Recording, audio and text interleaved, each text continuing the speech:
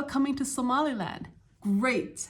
I'm gonna tell you the things you need to know. Hello and welcome, guys. This is such a long time coming. My first real YouTube video. I'm so excited, okay? And I wanna just get right into it. Okay, today I'm gonna tell you about the things you need to know before coming to Somaliland. Okay? What to pack, what to bring, what things you don't need to bring, what to expect at the airport in Hargeisa, what amount of money should you have on you, what about internet access, SIM cards, and we'll talk about all sorts of things. I'm gonna make a few more videos about the things you need, such as how to set up your ZAD account, how to send money. First thing we're gonna talk about is what to expect when you come to Somaliland. So when you come to Somaliland from another country, you're gonna be going through Hargeisa International Airport, HGA. When you get to the airport, for women, you do need to be wearing your hijab, okay?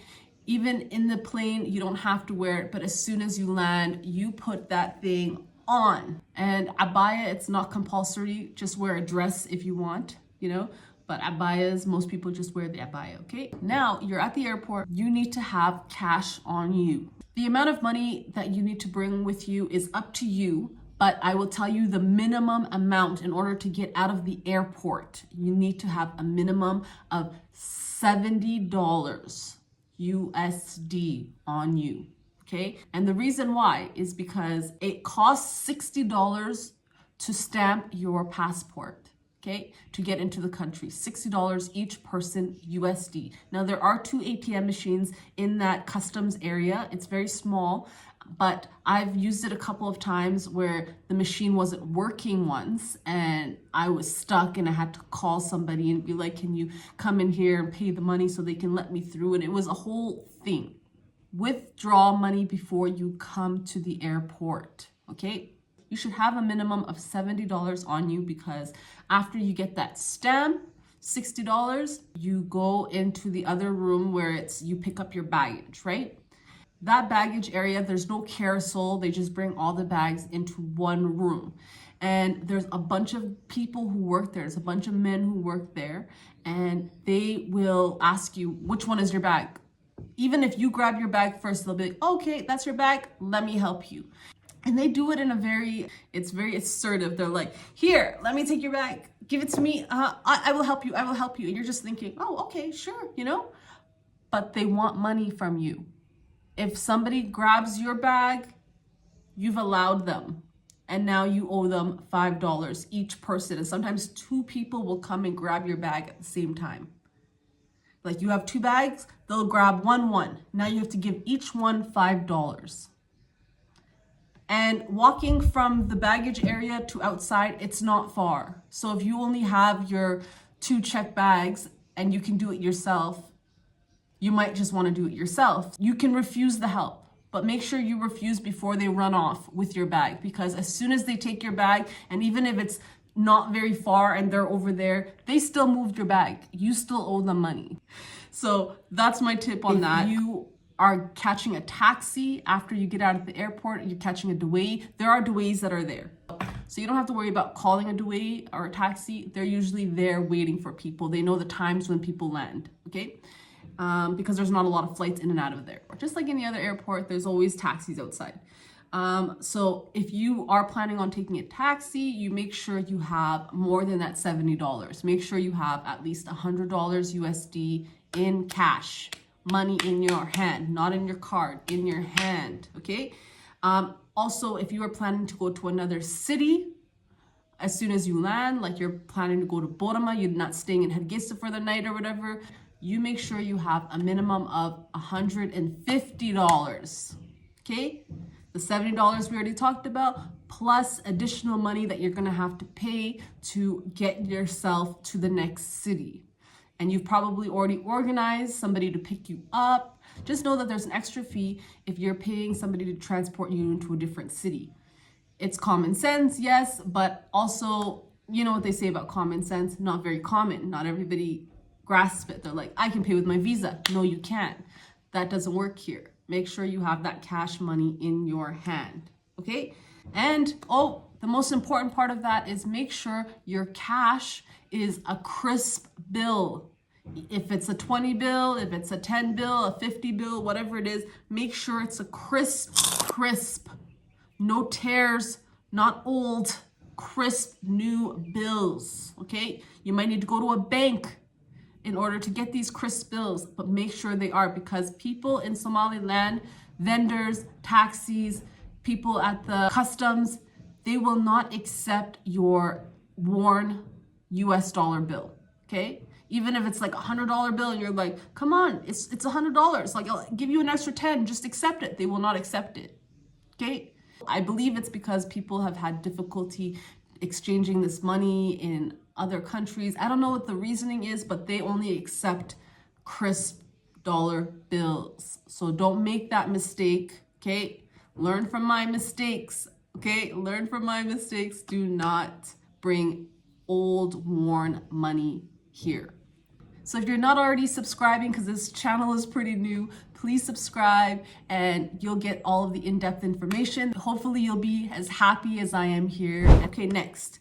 At the airport, they have these little kiosks at the booth, Telesom, Somtel, I believe it's Dehab and something else. So as soon as you land, you want to take your SIM card out, right? You want to get a new SIM card, but don't get it at the airport unless you already have an account. Like you've been here before, you've had a Telesom with a ZAD in there, you've had, a Dehab account, you've had a Somtel account. Unless you've had an account, do not get a new SIM card at the airport. It is only $1. It's not like that much money is wasted getting a SIM card at the airport, but you can't put money into it. You can't use it, if you're a brand new user. So like you would need to go into, and I'm going to make another video about how to set up a SIM card, where to go, what to do, and how to use money transfers and stuff. But today we're just talking about coming into the country. Okay. So if you're new to the country, first time, never had a SIM card here, do not get a SIM card at the airport. But if you've had one before, they can look up your old account, okay? And if you had an account that had ZAD in there, even better, because they can look it up and you can put that card right into your phone. And if there's any balance on there, like you have $10 in there from last time, it's still in there. So that is awesome. And then you can start using your internet right away, which is awesome, okay? If not, if you're a new user, go to my other video about ZAD and I will show you how to set it up and how to use it, okay? There is Wi-Fi at the airport. It is kind of like not great. It hasn't worked for me when I didn't have a SIM card, so it's a hit and miss with that. So if anything, use somebody else's phone. You might have to give somebody a couple of bucks there, one of the baggage people, and be like, hey, I need to call my family. They're supposed to meet me here. Can I use your phone? You can do that. Check out my mug. I love this mug. Okay, bring your driver's license, because even though if you don't think you're going to drive while you're here, you're going to end up probably driving. And there's a lot of control officers. They call them control. And they're basically officers that stand in the road. They do it every once in a while, like once a week or twice a week. I don't really know, but once in a while you're out there and there's all these checkpoints. Like you're just driving and they're stopping you and they're asking you for your driver's license. So bring your driver's license. And if you're here for a long time, like for me, I've been here 1 year and 3 months, you can change after 3 months of being anywhere, you can get a national driver's license. You can pay a little bit of money, do a test and get the license. But here in Somaliland, you don't need to do a test. You just show them your international driver's license and then you pay, I believe it's $100 to get a national driver's license. I still haven't gotten one because I don't drive too often here. It's just once in a while when I get a vehicle.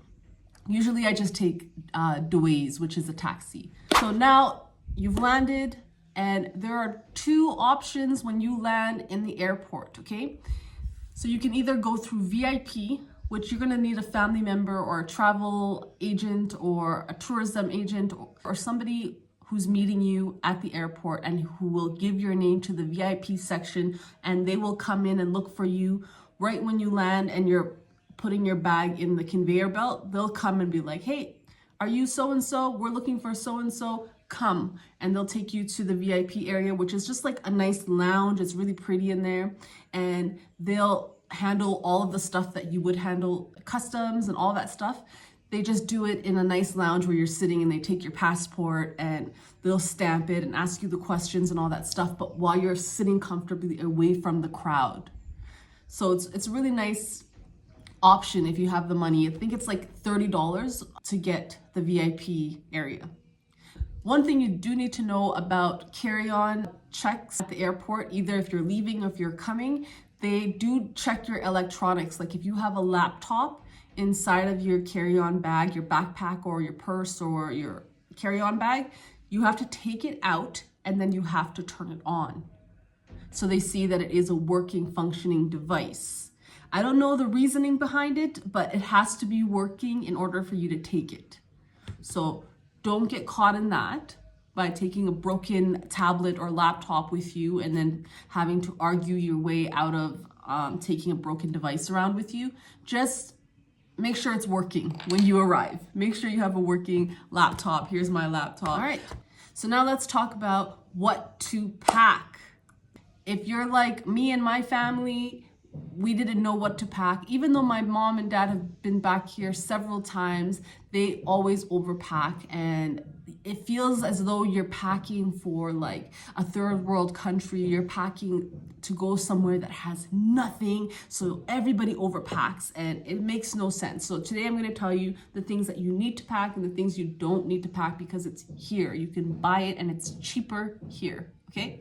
So of course, number one thing, medication. If you are on medication, you bring your medication, okay? They will not have that brand name or that quality here. So bring your medication. If you are diabetic, bring your medication. If you have hypertension, bring your medication. They do have these medications here, but they're not to the same grade. They don't have the same names. They don't have the same, they're not the same. So bring your own medication if you are medicated, okay? Okay, now let's talk about the over-the-counter medications and things that you should bring to come here. I highly, highly, highly recommend you listen to this part. It's very important, okay? So you're gonna need to bring over-the-counter Tylenol, Advil, Peptid AC, or Pepto-Bismols, or Tums. Everybody here has gastric issues, and it's because of the food and the oils. I don't know what it is, but I've never had gastric issues before in my life until I came here, and then I started having acid in my stomach and all of this stuff. So I had to ask, my brother was coming to the country, and I had to ask them to bring me Peptic AC, the over-the-counter acid pill. Yeah. It's called Pepcid AC. Pepcid AC. This stuff works wonders. Okay, I've only had to take one pill every month. Like, it works really well. And then I ended up giving it away to like all my family members who were like, oh my God, I have gastric today. I don't feel well. And I give it to them and it goes away. So this medication has just flown. I only have those 2 doses left. So I'm 3 doses left. So I'm holding on to them for dear life, okay? Because you can't find this medication here. And it is just an over-the-counter medication you can buy in Canada and the US. So that is something I recommend, acid medication. Advil, Tylenol, Tums, okay? This part is for women. Bring your tampons, bring your Diva cups, okay? They don't have that stuff here. It's only pads, okay? Other things to bring, socks, underwear. They do have socks and underwear here, but it's not the same ones you're gonna find in your country. So bring your socks, bring your underwear, you know. If you wear orthopedic shoes, if you wear like certain insoles in your shoes, bring that stuff. Bring polysporin, bring mosquito repellent. The mosquitoes, like right now it's not mosquito season, but when mosquito season comes, it is like nonstop. I get bit like crazy. Like, that's one of my mesh nets. I sleep in that purple mesh net when the mosquitoes come out. And I have one in Borama too. And you can buy your mesh nets here. They have beautiful ones here, so don't bring one. This is one that we brought, and you can't hang it anywhere. It's a mess. But the ones here are perfect. they're great. They're amazing. They have like that big border and then they look like a princess. You know what? I have one of those in Borama. Buy those here. If you wear makeup, so this is for women, makeup. Brands like Huda Beauty and Fenty and, you know, MAC, all of these things, bring those here, okay? They do have them in some stores, but they're very expensive and they might not have your shade. So bring your makeup. Face lotions, they do have face lotions here. Like I use Cetaphil, they do have it here. So you don't need to, if you use Cetaphil, just bring the one, you can refill here. You can buy more here. If you like straightening your hair, bring your hair straighteners. You can find them here, but it's very expensive to buy them here. Bring them from home, okay? If you like reading, bring your books, bring your tablets, bring your laptops, but don't pack a lot of abayas, don't pack a lot of hijabs, don't pack a lot of dirais because it's cheaper to buy them here. So you're gonna end up buying a lot of this stuff here. So my suggestion is bring like 3 hijabs because you're gonna leave with a bunch and your bags are gonna be overweight by the time you leave. Bring 3 hijabs, maximum, okay? Batis, bring like 1 or 2 to sleep in until you go shopping. You don't need a lot. They're $2.50 per bati. The sets that I buy, they're like $7. You don't need to bring them, buy them while you're here. Other things, you don't need to bring your wall chargers, just bring the one that you have. Okay, the one that you use, just bring 1 charger. You don't need to bring a plug for the wall because most plugs in Somaliland have international sockets. So you don't even need to buy those wall pieces. Yeah, so here, I'll show you an example. I bought this thinking I needed this extension so that I can fit. These are the Canada prongs. This is how they look. And then, you know, so I bought that thinking that I need this because I don't know how the wall pieces look in Somaliland. They all look like this. They're international. All of them. I'll show you a picture. They all look like this. So this just goes right into the walls here. Electronics are really cheap here. So chargers are a couple of dollars as opposed to $30 or $10, whatever we're paying in other countries. They're $2. The fast charge, I got a fast charge charger for my iPhone. Right in there, you can see there's an Apple. Yeah, there's a lot of like real products here because they bring them in from China, but they just don't have, you know, but you can tell, like it says it right there. Okay, anyways, this I got for $4. This is easily $30 in Canada. And then this wire I got for $3. So this whole thing was $7 for a fast charge, which would cost me like $40 in Canada. And I can be using it and it charges while I'm using it. Within 20 minutes, I'm at 100%. Again, $7. My phone case was $3 here, and it's a really pretty case. And screen protector, which is like that dark one, where like privacy one, I got it for $1.50. I got the screen protector. The case was $3. I got the whole thing changed, and for less than $5, I got a screen protector and a case for an iPhone 14. In Canada, when I was coming, I paid $40 for a screen protector and $60 for a phone case. Buy your electronics here. Batteries, you can buy them here. Deodorant, body lotions, you can buy body lotions here. Unless there's like a specific brand from where you're coming from and it's like, I can only use that one. I have really bad dry skin, or I have eczema, or I have, you know, like if there's a specific one that you own, like that's all you use, then buy that and bring multiple of that. But if you're like me, or you can use anything on your skin, then buy it here. Like bring the one that you're using, finish it, buy another one here, just like you would anywhere else, right? There's no need to bulk, because all that does is add to your baggage, your weight on your bag, and it's like, you could have just bought it here. Same thing with soaps. They have Dove soap. They have like all sorts of soaps here. They have antibacterial soaps where I didn't really see in Canada, but they have them here and they're wonderful. Shampoo, they have shampoo here. I like the shampoos here, but if you have sensitive hair or there's a specific kind that you like, bring your specific kind, you know? but there is a lot of ones here that they do sell outside, you know, like the Moroccan shampoo and conditioner. They have all that stuff here. So I'll leave that to you. That is your preference, you know, but I'm just letting you know that they do have that stuff here. Unless you're bringing somebody an iPhone or a specific Samsung phone, buy them here for your family members. Don't spend $2,000 on a phone and bring it here. If you're bringing phones for family members, they have great phones here. No lie, and they're real Samsung phones. iPhones, they don't have original iPhones here, but they have original Samsungs here. And you can pay like $100, gets you a really nice Samsung phone out here because they work amazing. So you can buy more family members' phones. That's just my tip. I wish I would have done that, okay? Lastly, let's talk about working hours in Somaliland. If you're coming from a country like me, I came from Canada, and there's no adhan there, there's no call for prayer. You're gonna hear the call for prayer here. It is an Islamic country, and there is a mosque around every corner. So you're gonna hear the adhan all 5 times of the day, and they do it multiples. If you live, like I live around 5 different mosques, so I hear the adhan start here, here, here, here, here, you know, and then all of a sudden it's like loud, you know? So be prepared for that. It's beautiful, it's great, but if you're from a different country and you're not used to hearing that, it might catch you off guard, you know? So be aware of that.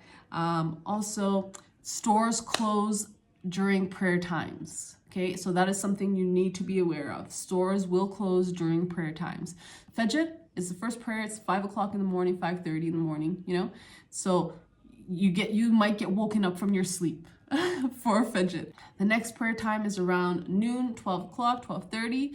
And if you're outside during a prayer time, just know the stores will close. They'll ask you to leave because they don't want people in the stores while they're praying, you know? So they'll leave, they'll close the doors, they pray, they open the doors again, you can go back in and shop. The only time that that's different is the 12 o'clock prayer. A lot of stores will close and that's it. Like they go home, you can't be in there, they're closed. And they'll open again at the next prayer time, which is 4:30, and they go home and they sleep because it's the hottest time of the day. So they don't want to be outside working or outside in the sun. So everybody goes home at duhur, at 12 o'clock after that prayer. Okay, and then stores open again at 4:30, 5 o'clock after the next prayer, which is Asr. So that's something you need to be aware of. There are some places that will open in that in-between time, you know, some supermarkets, some things are open, but majority of stores are closed. So be aware of that.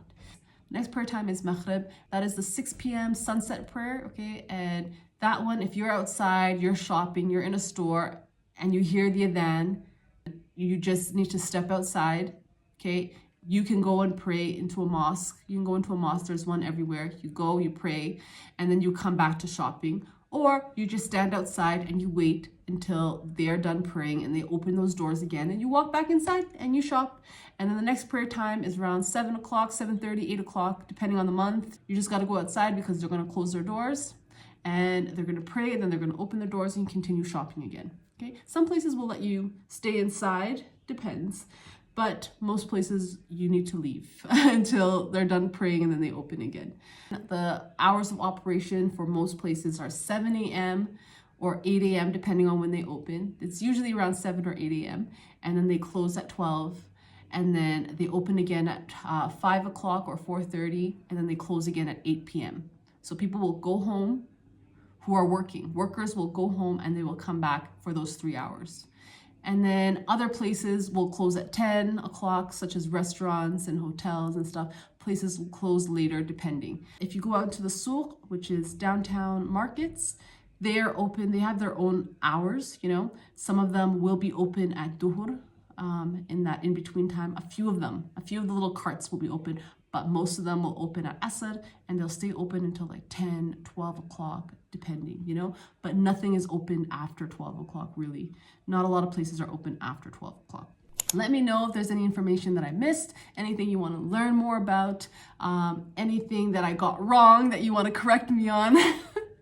because I'm not saying that I know everything at all. I'm new here too, you know. I'm just telling you the things that I've learned since I've been here. Okay, so yeah, that's what I have for you in this video. Thank you guys so much for watching, and again, please subscribe, follow me on my other socials. My name is the same in all of them, Nima Tall. I appreciate your time, and I hope that I helped. I hope that you learned something, and I hope you come to Somaliland and you enjoy it just as much as I'm enjoying it. And that's all. Thank you guys so much. Bye.